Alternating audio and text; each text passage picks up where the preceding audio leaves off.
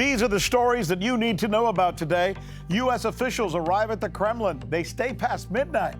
Is a peace deal at hand? And what does this say about U.S. and Russia relations? Boy, here's a sign of the times. Stocks from European companies that make weapons are plunging. And Witkoff has canceled his meeting with Zelensky. He's going home. What does that tell you? Also, President Putin, apparently fed up with Europe's constant insults and threats, he fires back. We don't want war with Europe, he says, but if they want war, bring it on. This is the Sanchez effect. Let's do this. Hello again, everybody. I'm Rick Sanchez. Past midnight.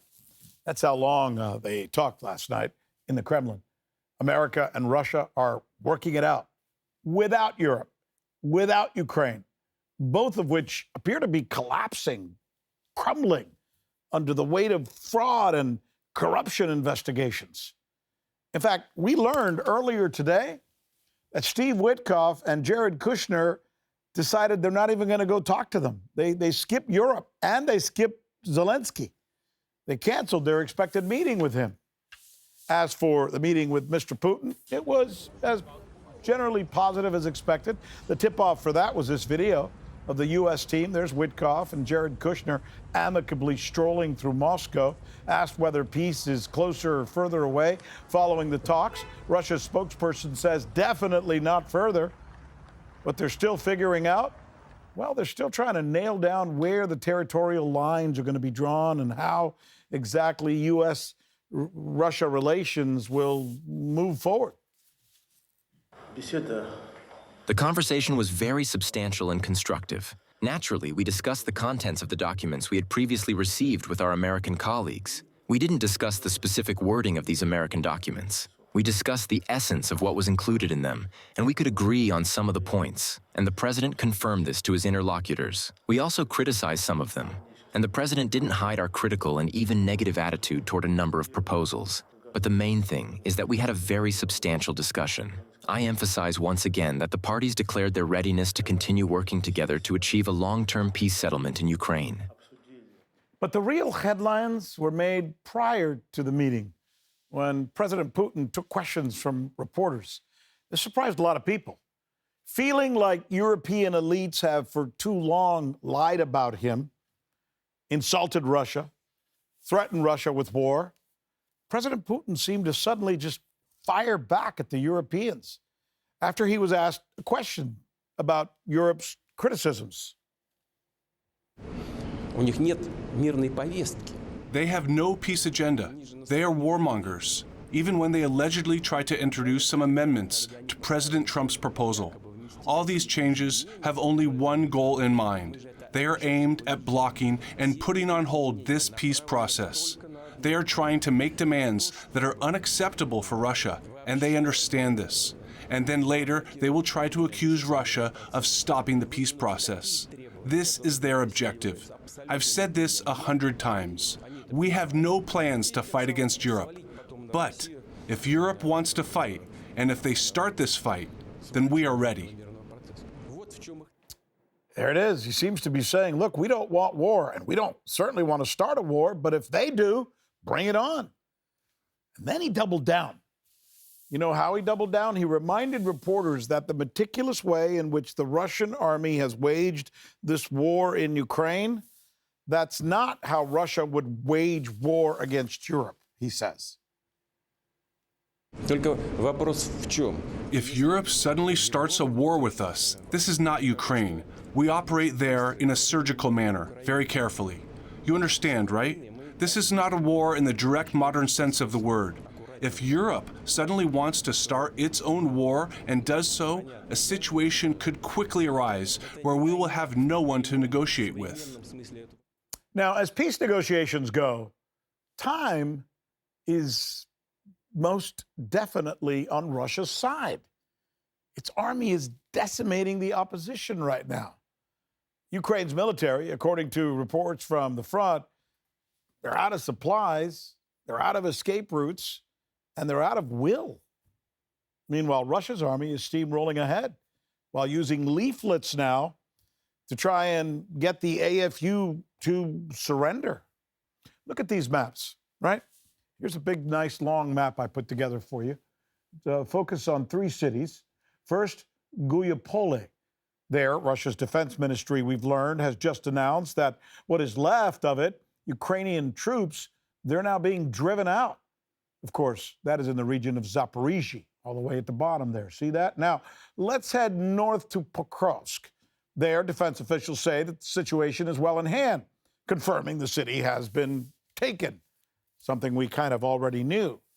Now we go further north still, where defense officials also confirm that they have captured and fully control Volchansk. That's in the Kharkov region.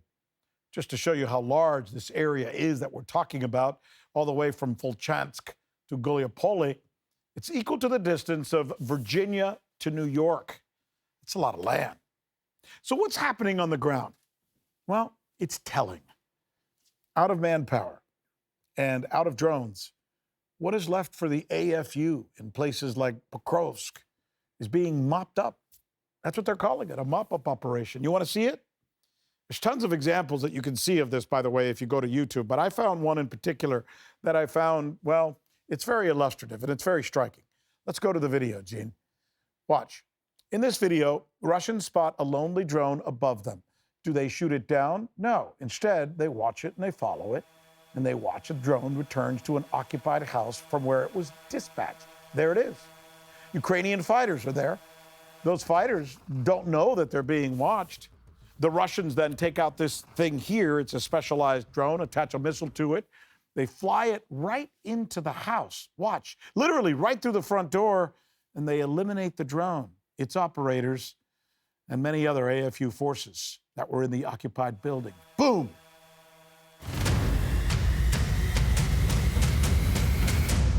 Scenes like these are bad news for the Ukrainian military, but it's even worse news for Europeans. It signals the end is probably near. In fact, even the talk of Trump's peace plan, you know what it's done, right? And that it's in the works? It sent European stocks tumbling down. The European stocks of weapons makers in particular. Look at this graph we put together of what happened when Trump first introduced his plan. Here you can see the fear of peace negotiations sent the shares of Europe's major manufacturers of weapons and war equipment spiraling down. Look at the line for Rheinmetall. That's Germany's largest arms maker. It fell 5%. Now look at the British company, BAE. It fell approximately 3.5%. Sweden's Saab went down nearly 6%. Italy's Leonardo went down 2% on this chart. You know, think about this as you watch this. You can only imagine, right? You can only imagine what's happening. Somebody in the C-suites or stockholders pick up the phone and they reach out to political elites, right? You know, and somebody like Friedrich Merz or the EU's Ursula von der Leyen or France's Emmanuel Macron. Hey, what are you guys doing over there? We're losing money. You can't let this war come to an end. This war has to continue. I could see them saying. And then mysteriously, we see something like this. Deshalb habe ich zu Beginn meiner Amtszeit. We will continue to help Ukraine, ladies and gentlemen, even against the resistance of the political left and the Russia-friendly right here in this House. We will continue this support. The funds of diplomacy are exhausted. Yeah, that's been the pattern all throughout. No matter the corruption, no matter the facts on the ground, no matter the success of the peace talks, Merz and others like him, who are, according to their own approval polls, disliked by their own citizens, they just continue to say no and no and no to peace and make it clear that this war must continue. But Europe is fracturing. Yep. Countries like Belgium, Hungary, Slovakia, and others are saying, we're out. We don't want anything to do this anymore. No more money for Ukraine. And overnight, scandal gripped the EU with this headline. See that? The EU's former top diplomat has been arrested for fraud. Federica Mogherini is one of 3 people picked up in what is a sprawling fraud investigation. Police even raided the EU's diplomatic services, leaving many wondering how far into the EU this probe might reach. The bust will likely put a damper on the EU's latest scheme, a plan to steal Russia's frozen assets and hand them over to Ukraine. I know, it seems crazy. If you're a bank, you can't just take some depositor's money and give it to somebody else. But here's Merce bragging about it.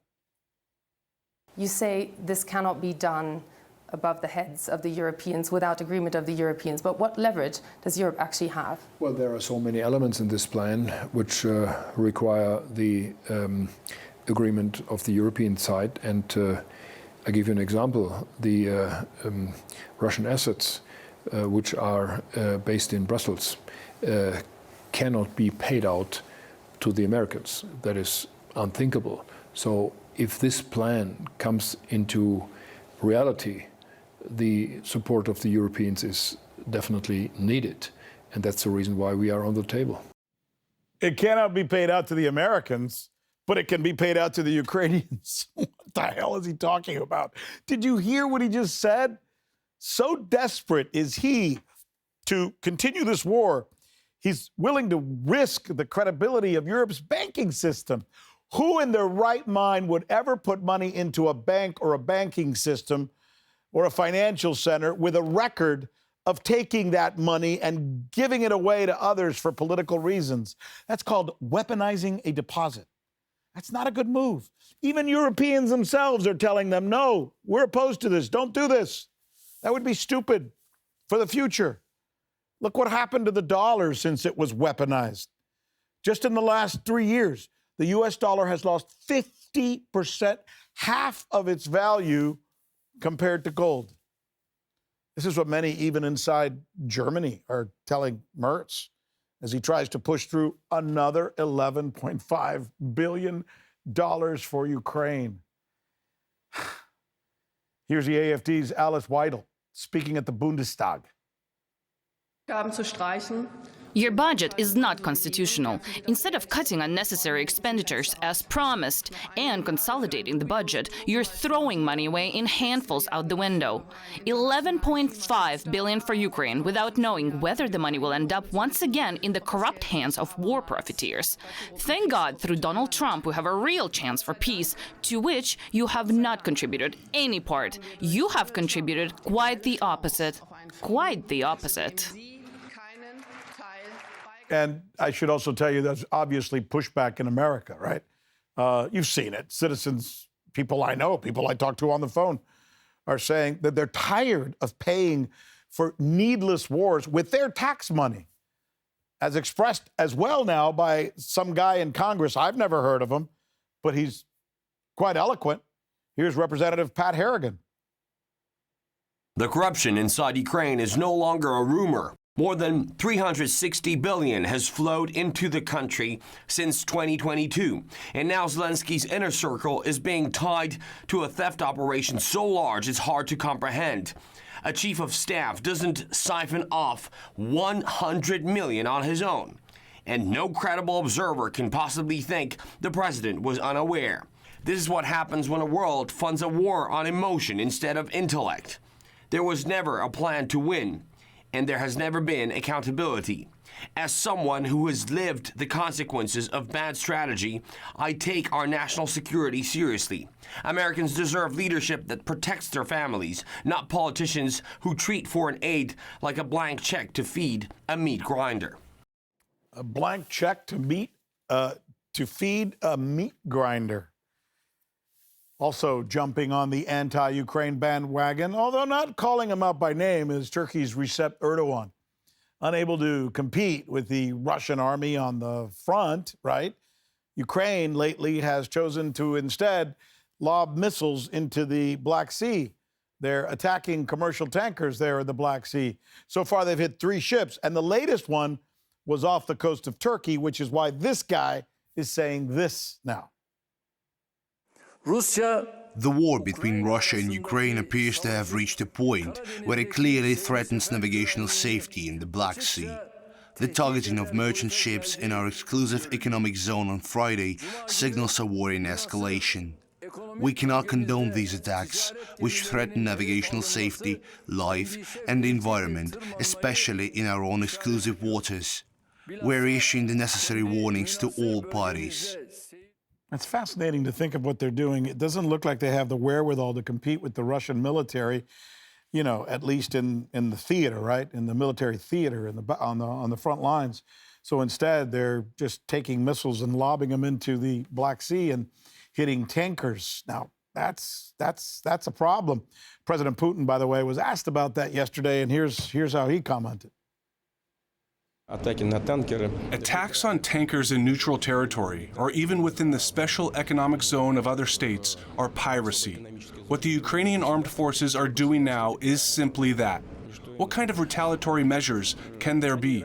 First, we can expand the range of our strikes against port facilities and ships entering the Ukrainian ports. If this continues, we will consider the possibility of retaliatory measures against the vessels of those ships that help Ukraine carry out these piracy operations. The most radical way is to cut off Ukraine from the sea. I hope that the Ukrainian military leadership, the political leadership, as well as those who stand behind them, will consider whether it is worth continuing this practice. Now I want to bring somebody in who knows a lot about war, both from the inside and out. He's a U.S. Marine who served in Iraq. Matthew Hoh also worked for the State Department, where he was assigned, in fact, to his post in Afghanistan. Matthew, nice to meet you. It's a pleasure to have you here with us. Thank you so much. Thanks for having me join you, Rick. Hey, I'm just wondering about your own service because, you know, that's still there's still a bruise there for most of us as Americans when we think of both Iraq and Afghanistan.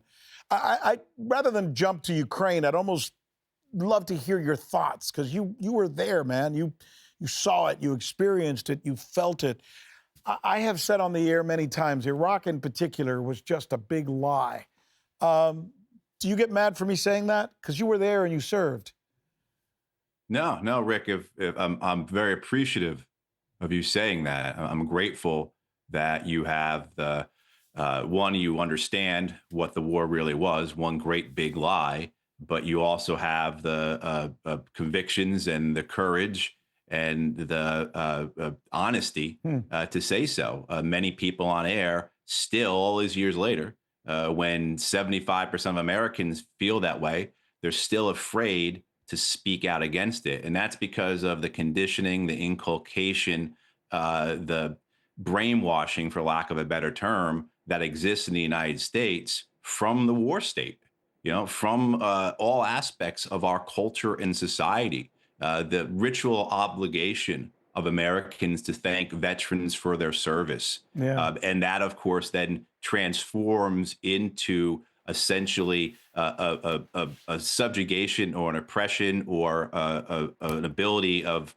the ruling class, the establishment, the powers that be, however you want to describe them, as being able to suffocate any dissent. And that dissent includes honest conversation, just like you had, just like your opening monologue here was very honest, very candid, very clear, in a way that outside of folks like yourself and others in independent alternative media spaces, you do not hear. Your recitation of what occurred yesterday, if I go and I look at Reuters, if I look at Axios, if I look at the New York Times today, that is almost an entirely different analysis of the conversations yesterday between the Americans and the Russians that you're going to read in the American press. The first report I saw yesterday that came after Steve Witkoff had left Moscow just clearly stated from Reuters that nothing occurred. They met for 5 hours and nothing occurred. And then today, when I woke up, I see reports, from Reuters and Axios where they walk that back a bit, but it's still so late, and it's still so the dictates of having to frame this as being unwise, as being crooked, as the negotiations themselves being the corruptions, the negotiations themselves being the lies, or the efforts to engender peace being the obscenity, as opposed to the war itself. Yeah. And I do want to relate one story that I thought of while you were speaking, particularly about the weapons companies. Mm-hmm. And so after I resigned in protest from the Afghan war, I got set up in a think tank in Washington, D.C. And at the end of 2011, beginning of 2012, I accidentally, inadvertently, they invited me, the special representative for Afghan and Pakistan affairs, the senior most person in the U.S. government for the Afghan war, reporting directly to President Obama. I got invited to a meeting he was having. And there were about 20 people in that meeting. And again, it was inadvertent. I should not have been there. I don't know why they put me on the list.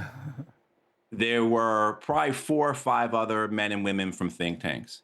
The other 15 or so people in that meeting were lobbyists. They were from weapons companies. They were from development companies. They were from the companies like Booz Allen Hamilton that service the Central Intelligence Agency. Wow. And the special representative for Afghanistan and Pakistan, if people remember, at that point in 2011, 2012, President Obama was trying to honor his commitment to draw down from Afghanistan. And the pushback from Washington, D.C. was enormous because we were spending $120 billion a year on the war. We were spending $300 million a day on that war. So a lot of people's fortunes were in jeopardy here if this war came to an end.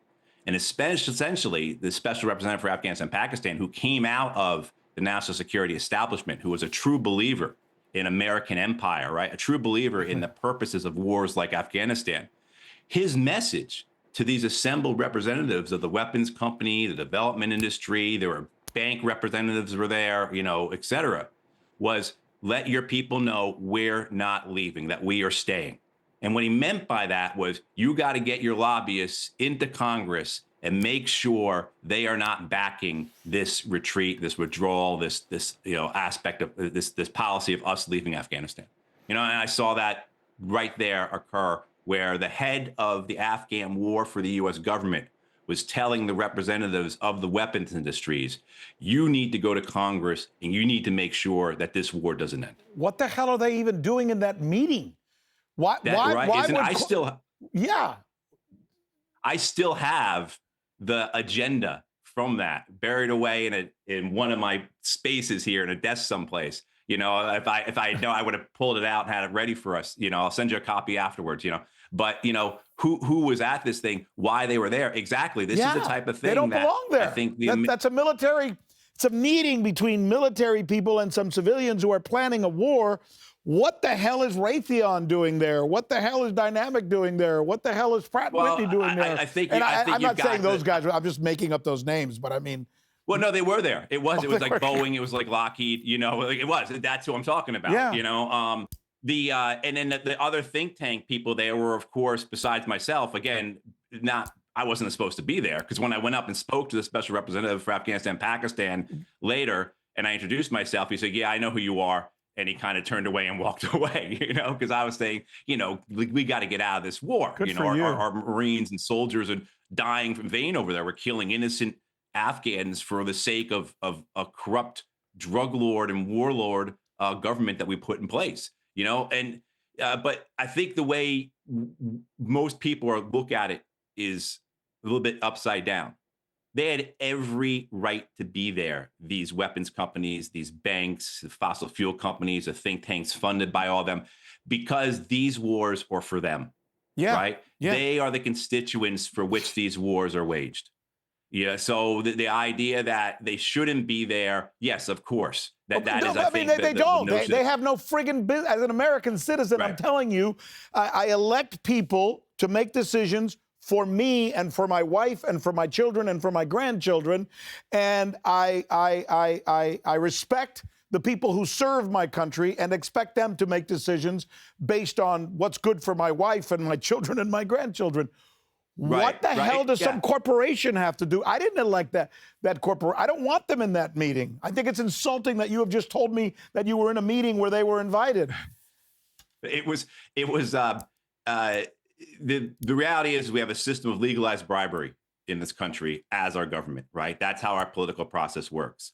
And so the spoils of that are these men and women who represent these various industries. They essentially control their sectors, their fields, what their industries, right? I mean, so that's the way it's viewed. That's the way it's understood. And for those who are true believers in the American empire, like the special representative for Afghan and Pakistan, he wasn't someone who was interested in profit seeking. He wasn't interested in bettering the financials of the military-industrial complex. He really does believe in the American empire. And so this is where you intersect. And this is where you see how people like him, who are trying to pursue these, agendas, the wars overseas, the occupations, ensuring American supremacy or hegemony is not disturbed.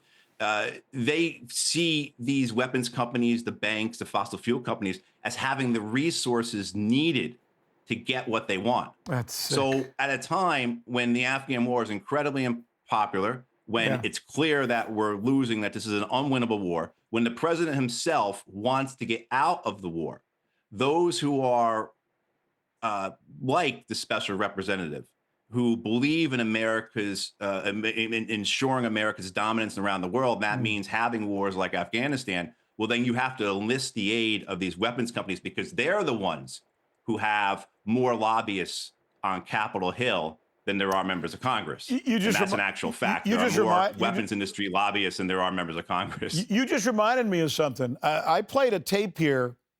I don't know, maybe Boris, my producer, will remind me. I think it was 3 weeks ago or 3.5 weeks ago.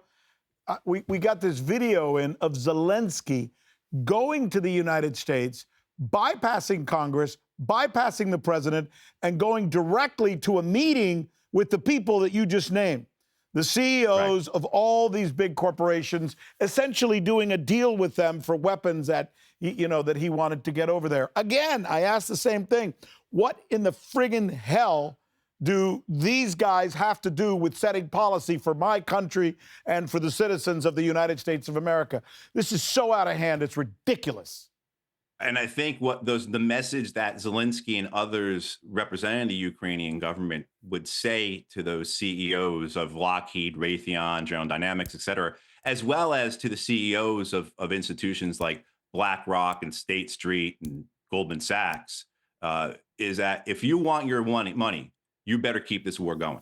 So when Zelensky goes and meets with these representatives from the weapons industries, these are men and women who have backlogs or back orders of tens of billions of dollars for these wars, or in particular for the Ukraine war. There's a backlog or back order of American weaponry for this war, not just going to Ukraine, but going to the Europeans as well, totaling $40-50 billion. So if Raytheon, if Northrop Grumman, if General Dynamics, if Lockheed, if they want that $40 or $50 billion or whatever the back order comes to, they better keep this war going.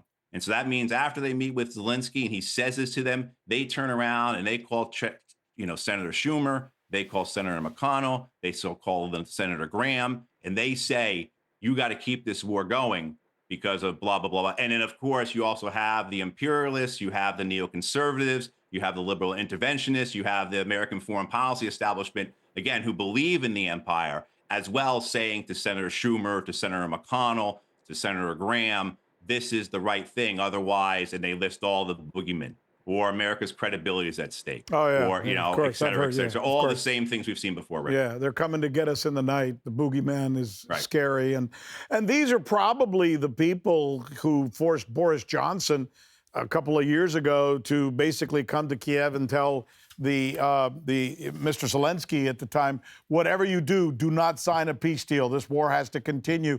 It could have been over right there. The Russians were ready to sign the paper, and essentially they would have gotten nothing compared to what they have now and will get in the next couple of months. They could have ended the war right there. In their fever, in their mania, whether it's Boris Johnson, whether it's Secretary Lloyd Austin, or on the American side, Tony Blinken, Joe Biden, Hillary Clinton, these are people who represent, again, the American empire.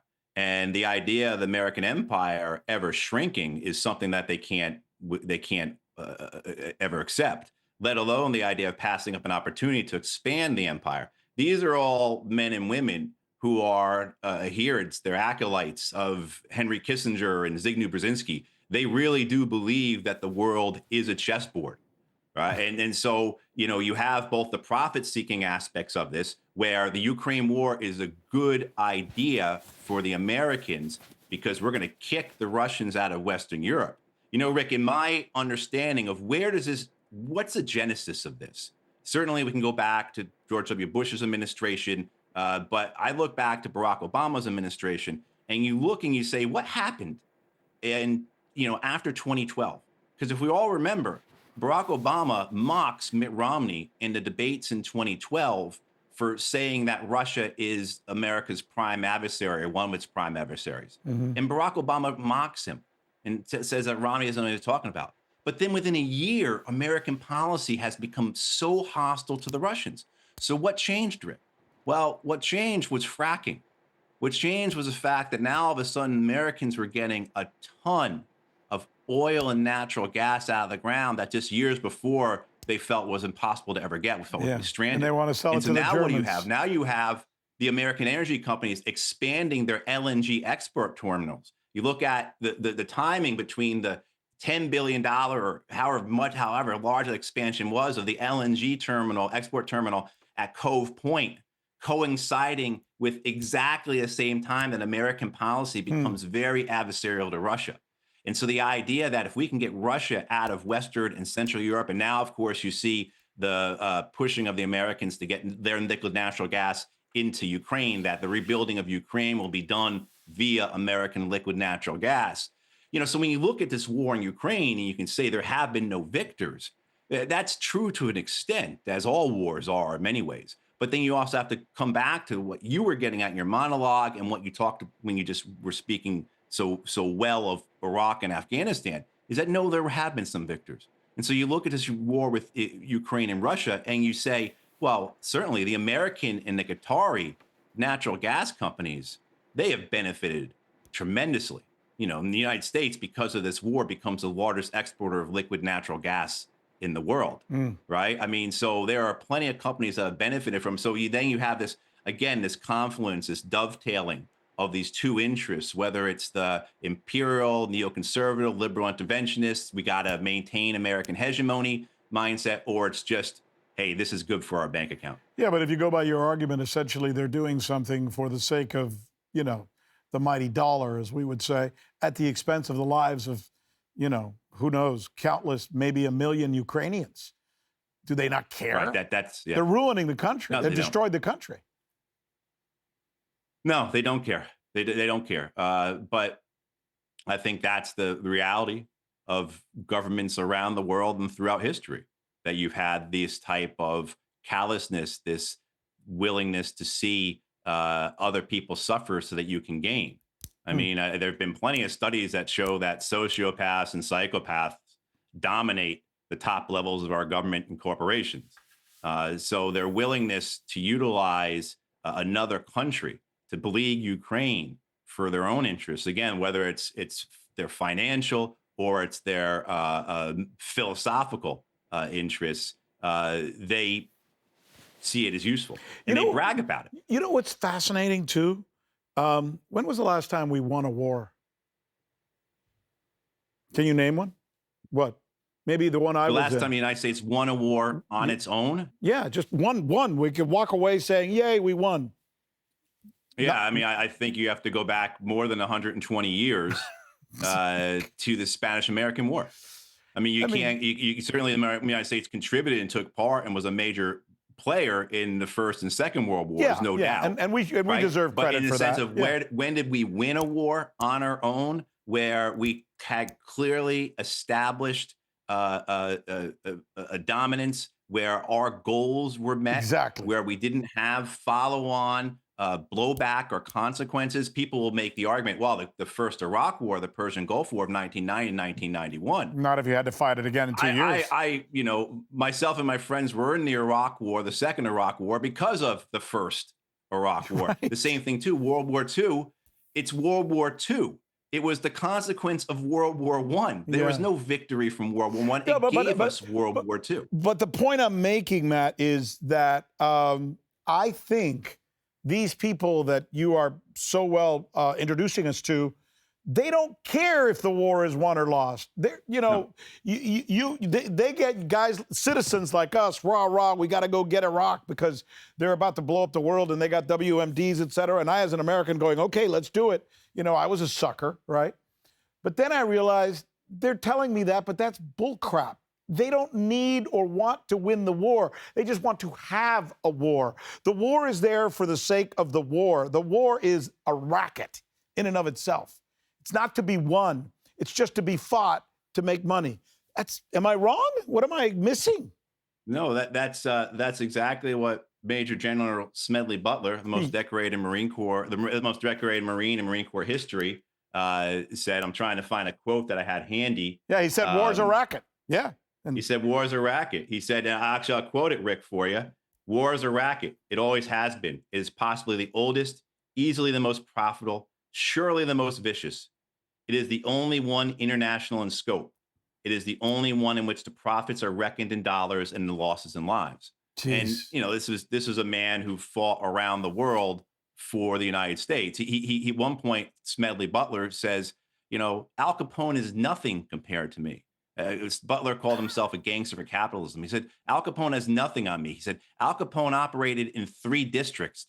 I operated on 3 continents, right? Wow. I mean, and this idea that you have the wars because this is the reality of empire, or this is the reality of the capitalist system. I mean, you see that in political theory explained from the left to the right. So you can go and look at what Vladimir Lenin said about this, or you can go on the right, you can go and look and see what Murray Rothbard said about this. Yeah. The idea that war is the health of the state. And certainly the idea, more specifically for American policy, really is enshrined following the end of the Cold War, when the United States has become the world's sole superpower. And so the George H.W. Bush administration essentially puts into reality a policy that the United States is the sole superpower. We are the hegemon. We have supremacy or primacy in this world. And it will be the duty of every successive administration to maintain that primacy. And any threat that comes up has to be destroyed. I mean, this was what George Kennan said to Harry Truman at the end of the Second World War. Kennan said, look, Mr. President, the United States has more than 55% of the world's wealth. We have less than 5% of the world's population, and it will be the obligation of every successful administration to maintain that imbalance. I mean, so we can do a chicken and egg type conversation of which came first, the imperial ambitions of empire or just the plain old making a buck ambitions. But they're so intertwined, in terms of, say, the United States empire, that we could spend days speculating, pulling it apart. But yeah, we'd have to understand this is where we're at. There's one thing that happened in the last few years that really makes me angry when I hear people say it. The war in Afghanistan, as you well know, you worked there, the war in Afghanistan lasted 20 years. And the only criticism of it by our media is the last week. Right. That's it. Right. The only thing they found wrong with 20 years of war where we accomplished absolutely nothing and spent $1 trillion friggin' was they didn't like the way we exited. It's like you can't make this stupidity up. Right. The Afghan war, even though it was unwinnable, and every day the Afghan security forces over the last 5, 6, 7 years of the war were taking 60 casualties. The toll on the Afghan people is just, it hasn't been accurately reported. I'll cite you one person who's done a fantastic job of that. Azmat Khan, who's a journalist for the New York Times. She's at the Columbia University Journalism School now. But in 2021, following the fall of the Taliban, she visited southern Afghanistan and she did surveys in Afghan villages in southern Afghanistan. And she found that that on the average, an Afghan family lost 5 people to American or British or Canadian or coalition airstrikes during the war. So in southern Afghanistan, that was the toll. Every family had lost 5 people, according to this research, to airstrikes during the war. I mean, so the toll of this was enormous. The fact that it was that scale and scope of war. Again, we were spending $300 million a day for 20 years, and it was just not even spoken about in the United States. After we got out in 2021, some people started doing research because they said, oh, yeah, that's right. We were fighting this war in Afghanistan. And what they found was that the major television networks in the United States, they were spending single-digit ranked in terms of minutes of coverage I per year was on one the of them. Afghan war. I was one of them. I mean, one of the reasons CNN fired me was because I wanted to do more stories on this. I wanted to invite people like Larry Wilkerson on to explain to me why this is such a joke and what we were doing and why it was wrong. And, you know, I got so much pushback at the top at CNN that eventually they found a reason to get rid of me. But the real reason was I was asking a lot of questions about who was feeding money to Congress and why we were continuing this war that made no damn sense.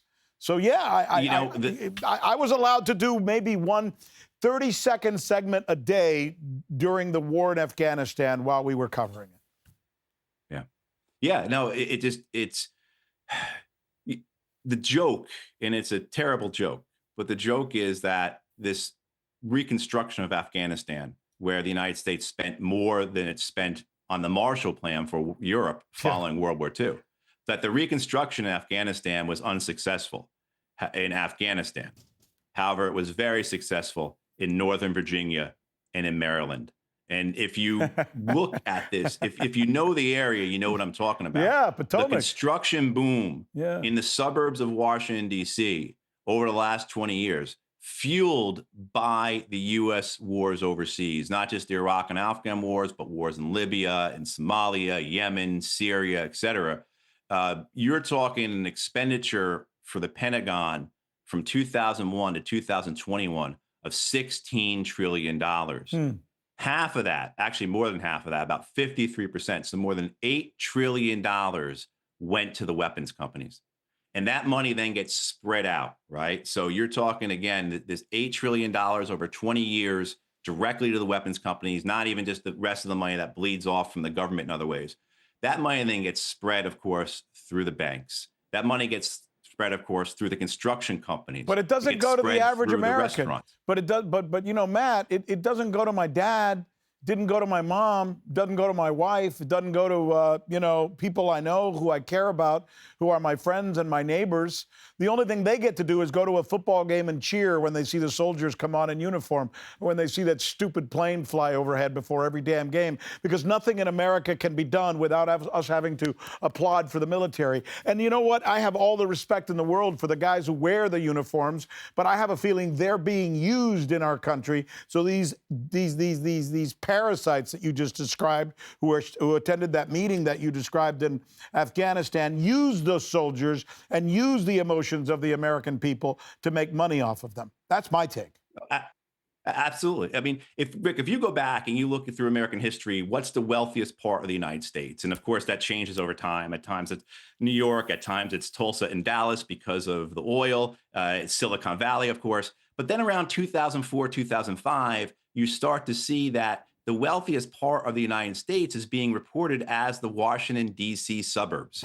And that's the way it still remains. Yeah. That because of these war budgets, right? I mean, so the extraction, the exploitation, this is what empire does. It doesn't just extract or exploit or take or ruin overseas. It does it here.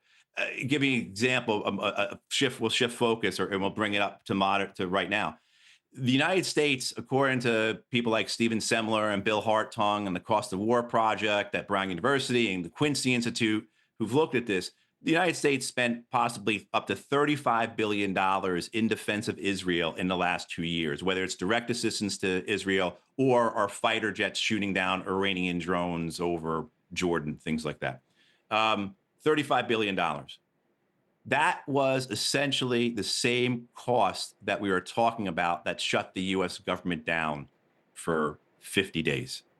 Wow. When you look at what was it going to cost per year to provide these subsidies for the Affordable Care Act, it was roughly $35 billion a year.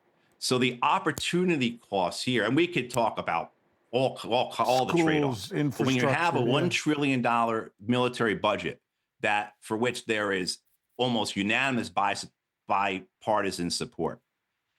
And then you say, well, why don't we have better infrastructure? Why can't we have healthcare, universal education, et cetera? The answer is always we can't afford it. Yeah. And this cost, again, $16 trillion to the Pentagon over 20 years. What else could that have been utilized for? Well, guess what? I am reporting right now from a country with all of its faults. And by the way, not just this country. I could be reporting from Ukraine right now. I could be reporting from Israel, right? Countries where that money is going to, who do have the things Americans don't have. There is universal health insurance here. There is in Israel. There is in Ukraine. There is maternity leave paid for women of up to 6 or 7 weeks in this country. There is not in the United States. There is a requirement by employers that they have to give a certain time off to all employees in this country and in Ukraine and in Iraq and in Israel, but not in our country, not in your and mine, your country and mine. That's a little unsettling, isn't it? I mean, it's crazy to think that, but you're right, man. That's what really makes me angry is we do give all this money to all of these countries, and it's being pilfered by all of these people you described to us, and yet the people of America aren't getting it. They're not benefiting from any of this stuff. So why the hell are we doing it? You know, we're down to, I'll give you the last 30 seconds because I'm being told we got to go to a break. I mean, it goes back to this idea of a war being a racket. And the idea to intertwine then with the notion that we have a system of legalized bribery here. This is what makes the American empire so especially dangerous, because you have, again, this intersection of thought, belief, a religiosity of American exceptionalism that intersects with vast, vast money making. Yeah. And that's why you see this pushback that we first spoke about, this idea that how can Steve Witkoff go to Moscow after just meeting with the Ukrainians and the reporting in the United States be so negative? Yeah, and that's now you're talking about getting into the intersections of power here, right? The idea that those who own the media in the United States, well, they also own the weapons companies, they own the fossil fuel companies, they own the banks, they all marry one another, they sit on each other's boards. Yeah. I mean, it's right. Yeah. And that's why they get rid of people like me and Tucker Carlson when we start to go up against things like this. Me at CNN and him at Fox, interestingly enough. Right. You are an absolute delight to talk to. I have so enjoyed this conversation. I felt like it was just you and me at a bar sharing a beer or something, or maybe even not sharing one, but having our own beers. Matt, I really appreciate. Hey, if people want to get a hold of you, what should they do? I'm on X or Twitter, Matthew P. Hoh, P as in Patrick, and also on Substack, Matthew Hoh, last name spelled H-O-H. That's good, man. You're a good American, a good guy, and I really appreciate you coming on. We got to do this again, by the way. Will you come back? Yeah, absolutely. Anytime, Rick. I appreciate being here, and I appreciate this space for a multitude of reasons. But one, the ability for have a candid, honest conversation about the things that, as you pointed out throughout this as well, the actual costs of the war, right? I mean, so I think that's one thing I think that makes both of us and probably most of your viewers angry is this notion that there's this resistance against negotiations to end the war in Ukraine. At the same time, how many thousands and thousands are dying, being wrecked, ruined, maimed, and in the families that then have to suffer those losses because it might affect the profits of some companies, right, or it affects this vision of the American empire. I agree. Yeah, it's okay. It's okay to disagree with wanting to stop the war for some reason, as long as you're doing it for the right reason. And if the reason you're doing it happens to have everything to do with greed, then you're not doing it for the right reason. And that just looks and smells to me like what's happening right here. What a great conversation. Thanks again, Matt. We'll look forward to talking to you, my friend. All right. Thank you, Rick. Thanks to you for being with us, by the way. What an interesting man, huh? I can't believe what he just shared with us, what he just said about the fact that he was in a meeting that was supposed to be a military command meeting to determine what we were going to do in Afghanistan, and the people who were leading the meeting were members of the military industrial complex. The people from Raytheon and General Dynamics. That's crazy. Think about that for a minute. How bad, how crazy that is, and what a precedent that sets. So they're the ones who are deciding to go to war, and they're the ones making decisions during the war. Sorry. Anyway, you can watch me on YouTube.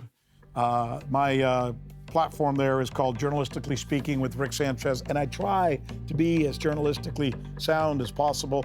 Leave your thoughts there, by the way. I love what you guys share. It's always really good. Also on X, go to Rick Sanchez TV, boy, we're posting so much there, and we're getting hundreds of thousands of people who are following as well. So thank you. And thank you for letting us into your home. We'll look for you next time. Good night.